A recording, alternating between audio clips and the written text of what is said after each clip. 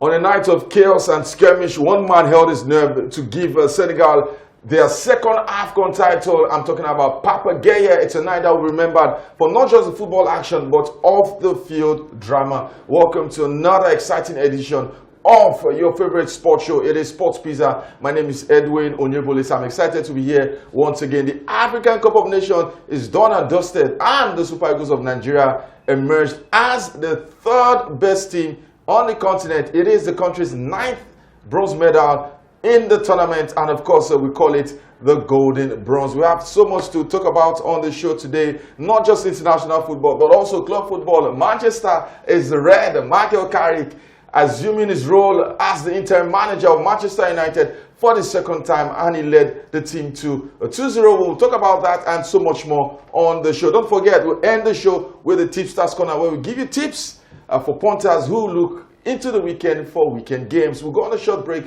When we return, we'll go straight into action. It is Sports Pizza. Don't go nowhere.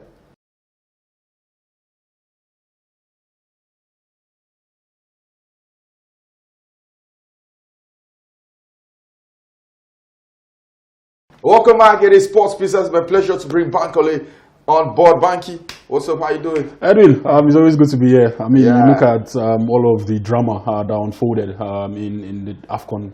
It is, well, I say it is a proper climax to a competition that excited a lot of us. A competition that also provided, would I say, a bit of joy to Nigerians. Even though Nigeria did not get to the finals, you'd also look at the competition where the big boys stepped up. Where you look at the top 8 ranked team on the continent got to the quarterfinals. You know, from Senegal down to Algeria, down to Nigeria, down to Cote d'Ivoire, and a tournament that also produced some of the best individual performances that we've seen in a very long time. You know, from Ademola Lookman to Papa Gueye to Amad Diallo, even for Cote d'Ivoire. So like I was saying to a couple of people on social media, this regardless of whatever it is that happened, in the final, regardless of whatever officiating that we saw, whatever antics we saw from the Senegalese, I still think this is a tournament that will be remembered fondly in years to come. All right, let's talk about the football. And the final produced a lot of talking points.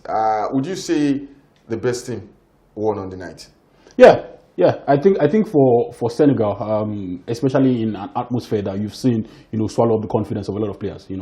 Case in point, Nigeria, the likes of Alex Iwobi, the likes of Ademola, even Victor Osimhen, struggled, to keep up with pace because of the atmosphere. He took them off their game a bit. I don't want to say he added pressure, because there are guys who have played, like I said, in the Champions League, that have played at the highest level. But there is something about an hostile stadium, that takes something out of your game that ensures that you question, your decision, that hastens you, into making your decisions on the ball. And for Senegal, they kept their head. That's the most important thing. Even though you can say it is ironic seeing how the whole game ended, but they kept their head.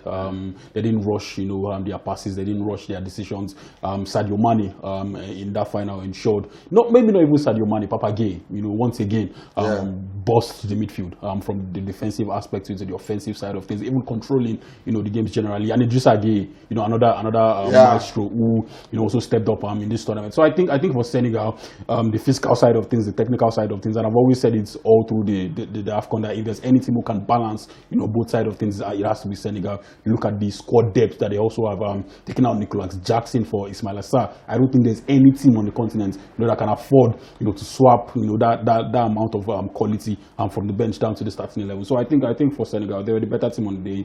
Morocco, I think they did well, but when you look at the home advantage, when you look at what Senegal had to go through, when you look at the balance of the game itself, I think Senegal was the better team for me. All right, let's talk about the controversial parts of this game, and we'll start with the very first one, the goal that was ruled out for Senegal. Now, a lot of people have said, oh, the referee should have waited and gone to the video assistant referee, blah, blah, blah, blah. But if you take a close look at the sequence of play, he blew his whistle before the ball went into the back of the net. Now, was that an infringement in your opinion? And do you think he would have possibly waited a bit before blowing his whistle? Yeah, I also shared that sentiment that it was a legitimate goal.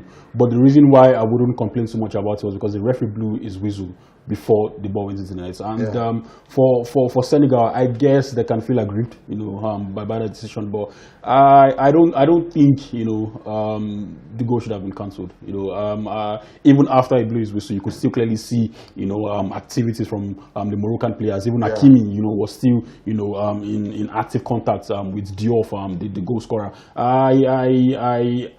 The contact was soft. Both players were both trying to get the ball. Both players were both haggling each other, to get to the ball. So Hakimi falling down on the slightest touch, I think, was just unnecessary, and it was one of the many antics that we saw, from the Moroccans. But I think that was a legitimate goal, even though the referee had blown his whistle, right before the ball went to the back of the net. But if I was a Senegalese, if I was, a Senegalese player also, I think I would be feeling a bit disappointed by that call. Let's go to this next one that was the proper situation where Senegal had to walk out of the stadium, of the pitch. Was that a penalty? It was.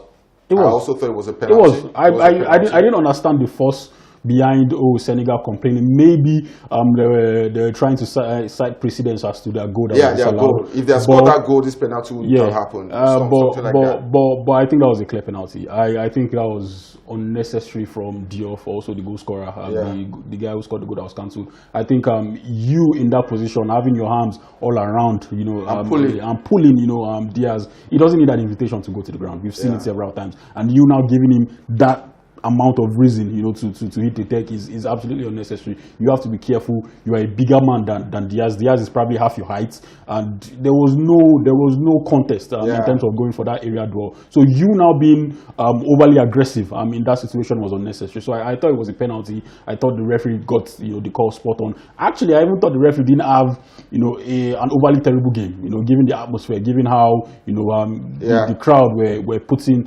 a couple of decisions in his head, but I thought he had a decent game, and that was a stone cold penalty. I didn't understand the force. I didn't understand the outcry from the Senegalese players. But it was a penalty. It was a stupid tackle from Diouf, and unfortunately for him, Diaz went on to miss the penalty. All right. So the biggest talking point from what was supposed to be, or what is Africa's biggest single football game, the AFCON final, was overshadowed by the incidents that happened after that penalty.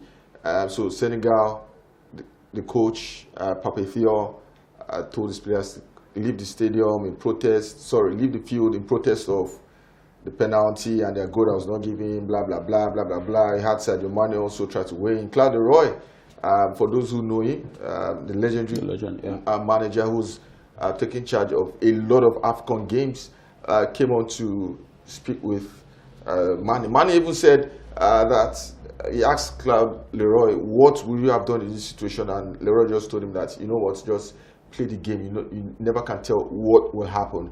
And from then on, he told his teammates to come out and blah, blah, blah. Now, the story is that, according to not even the story, according to the law, if you protest and you leave the field, you have a 15-minute window. If the 15-minute window expires, the other team, the game will be forfeited and the other team will be given the point or the win or whatever it is. Now, they were 3 minutes away.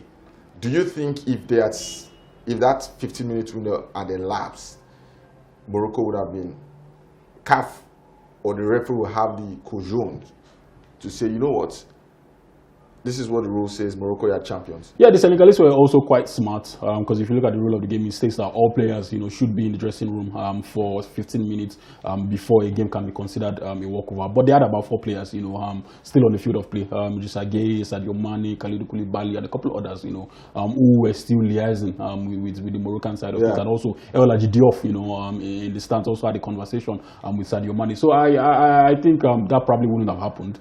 But in terms of the Senegalese walking out, I thought it was uncalled for. I thought you cannot become a crybaby every time a call doesn't go your way, And but sorry to cut you. But some have said, you know what? Maybe this was the perfect opportunity to protest of what was, in the eyes of many, in the eyes of majority, bias officiating against teams that have faced Morocco. I also saw the antics, the disgraceful, embarrassing antics from the Moroccans, where even players were involved. You had players going to the opponent's goalkeeper's net to take their towels and stuff like that. You had in fighting, you had taunting. So there were a lot of things, and people felt like, you know what?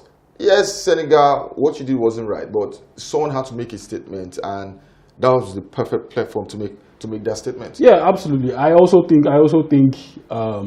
working out was wrong. I think you could have had your protest, in a way you could have had a conversation with the referee. And besides, I don't necessarily believe in all this conspiracy theory about the ref or CAF coming together to ensure that Morocco goes on to win the AFCON. I don't believe in all of that. I think what we saw was just incompetence. What we saw were referees who went caught for it at that level.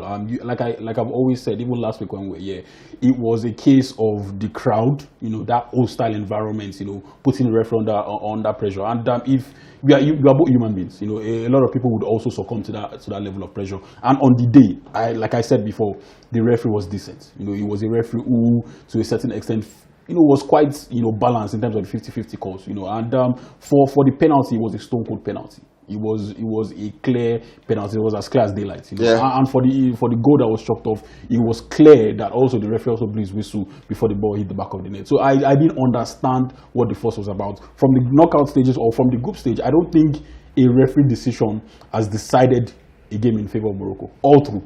I don't think a penalty that was called by the referee or a handball or a offside that was called by the referee has decided a game for Morocco.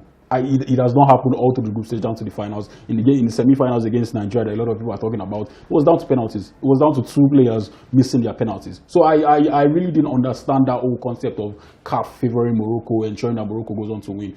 Maybe what we've seen are referees who are incompetent. Maybe what we've seen are referees who are unable, to manage the pressure that was coming from the Moroccan fans. But I don't think there's any conspiracy theory. For Morocco, for Senegal, I beg your pardon, I think it was childish. It was entitlement, to think that you can just walk out, of the stadium because you didn't like what the referee did, and like I said, illegitimate call from the referee.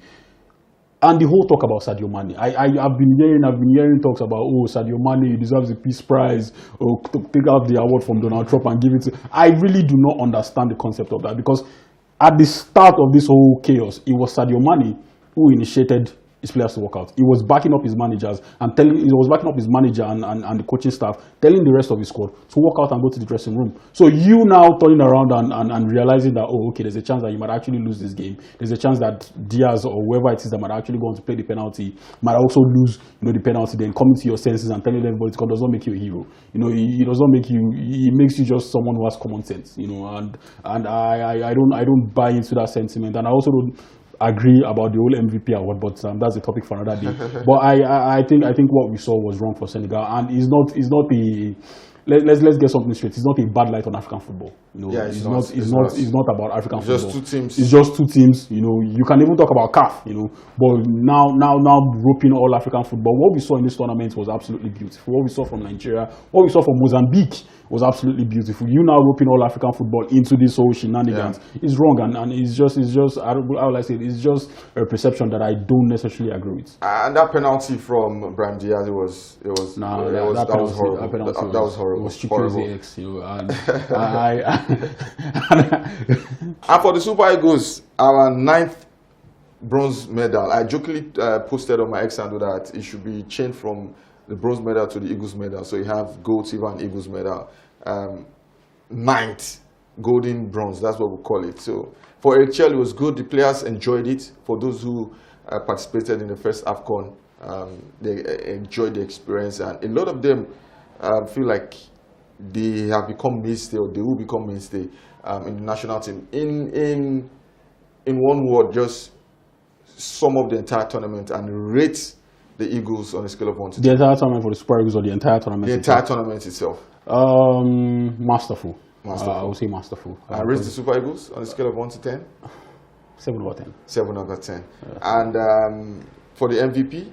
Nah, that's 0 over 10 for me. It's 0 over 10. Because who was your MVP? My MVP was Papagwai or at least Bryan Diaz. Yes, he was on the losing side, but I don't think Sadio Mane was the best player in this tournament. I think calling Sadio Mane the best player in this tournament is an insult to the tournament itself, because the amount of performances we saw, the amount of individual brilliance we saw all through this tournament now. To now hand it over to Sadio Mane, come on, it is uncalled for because of just one unnecessary gesture, one commonsensical, gesture. So I think Papagwai, it was not even the best Senegalese player. I don't even think it was the second best, Senegalese player. So now hand him the MVP, I totally disagree with that.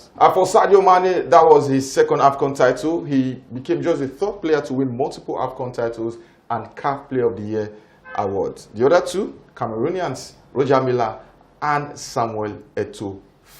Let's go on a short break. When we return, I did say there's so much to talk about. This time we're going to Manchester, where once again it is red.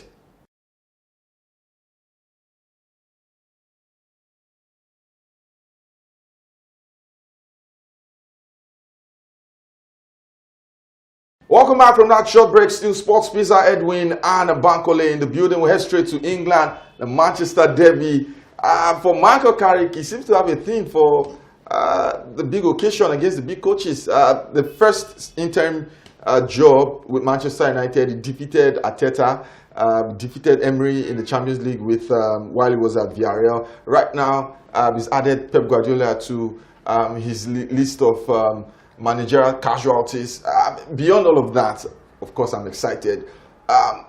It was a performance that you look at and you ask yourself, where did this come from, and why haven't we seen this from Manchester United consistently? So I think football is a simple game. Put players in their favorite position, maybe not favorite, but their preferred position, and you, to a certain extent, you can get a level of performance out of them, and that was what we saw from Manchester United. I think if you also have a manager who is consistently saying to the media that you guys are the worst team, worst Manchester United team, you guys are rubbish, you guys are never going to fit into a system, it will take its toll, on these players. And the moment Ruben Amorim left, and you had a certain Michael Carrick, a guy who understands what it means to play for Manchester United, a guy who embodies the club, and you look at his application of some of the guys that we saw, the partnership of Lisandro Martinez and Harry Maguire, Kobe Mainoo, and Casemiro in midfield. You look at how those guys complemented each other and absolutely nullified whatever it is Man City had going on in midfield. And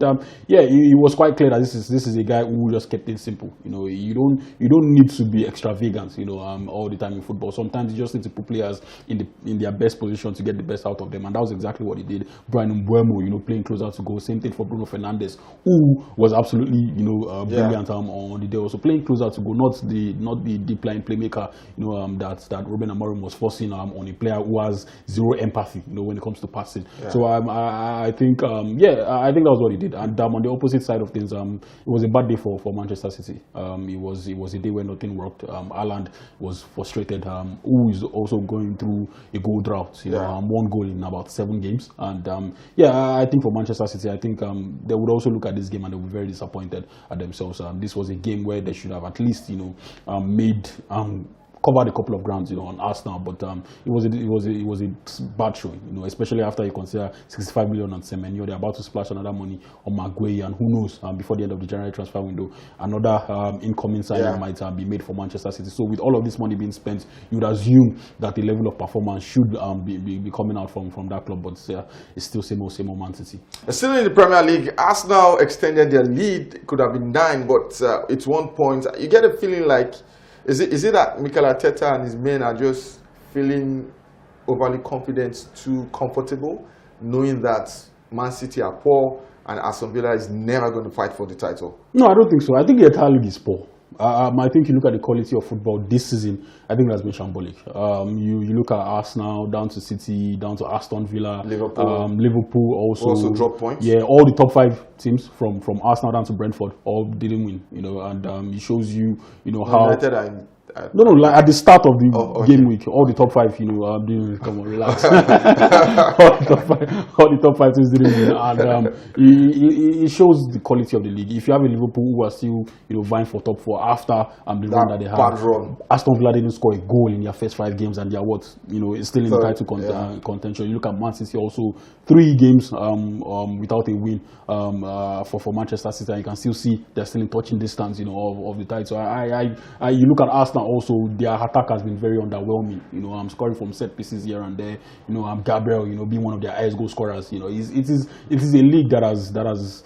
Well, I say that's disappointed, that's underwhelmed, you know, considering the amount of money that has been spent all across, that considering the amount of revenue, you know, that's been generated, you know, from that league. So I think it's not just an Arsenal problem. I think it's the entire league. I was seeing stat about, you know, players who have only scored, 3 goals, 4 goals in the calendar year. Anthony Gordon, Bukayo Saka, Cole Palmer. These are guys who are supposed to be the better players, you know, in the league, you know, mustering, you know, will I say Salamaker's numbers, you know, and it's quite sad, you know, for the league. But yeah, I think for us now, they just have to coast, you know, to the title. I don't see any competition, you know, from Manchester City, not even Aston Villa. Manchester City would still also flat out to deceive, you know. I don't think they can hold a feather, you know, to Arsenal. I think this is Arsenal's title to lose. Away from England, it's just 1 point that separates the El Clasico rivals. Barcelona still top, but it felt like they were going to run away with the league. Xabi Alonso struggling, they sacked him. Abela came in, lost his first game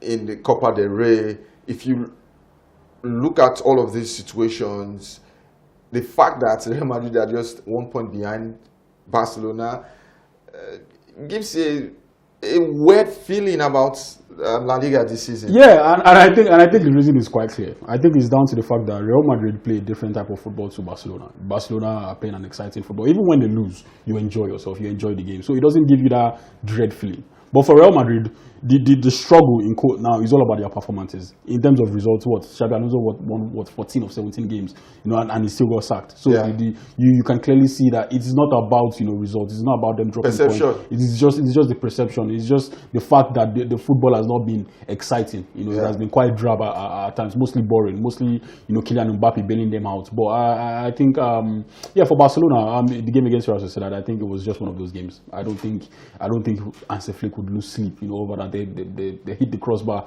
about 4 times in the second half, and you look at that, and it was a game that it was just not their night, you know. And for Real Madrid also, the fact that you're still just a touching distance with Barcelona, it will give you hope, you know, it will give you momentum, you know, going into the second half of the season. And Xabi Alonso, the old toxic environment that came along with Xabi also, you would believe that would have improved with the new manager, except from the little boos, you know, from the fans, you know, the white handkerchief, which is expected from Real Madrid. But I think the players should, you know, they should feel this renewed sense of momentum going into the second half of the season. Away from football, the Australian Open is on. You can enjoy all of those games. The big boys are still in action. We expect the big names to also get to the final round, or maybe the second week of the tournament. That is where the big boys begin to face each other, and you get to see less upset. But again, it is the Australian Open, the first Grand Slam of the year. Finally, tennis is back. Let's go on a short break. We'll give you our video of the week. When we return, we'll wrap up with the Tipsters Corner.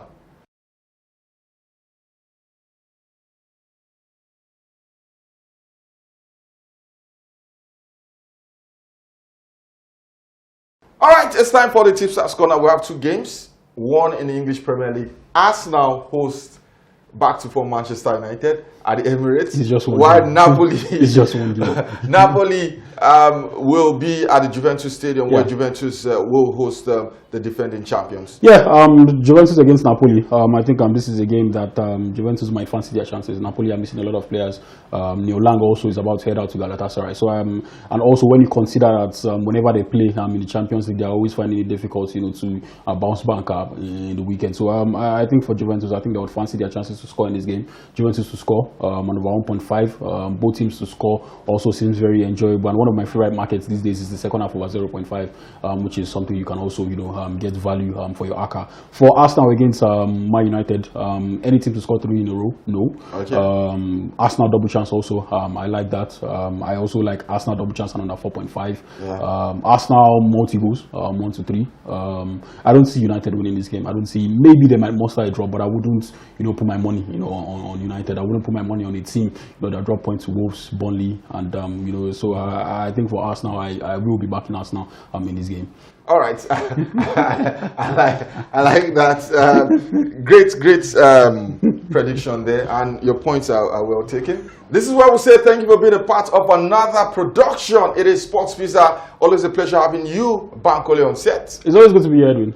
It's always good to be here, especially after the AFCON tournament that we just saw. And from me to our audience, have yourself a lovely weekend. And from me, Edwin, do have a fantastic weekend. Enjoy all the sporting activities.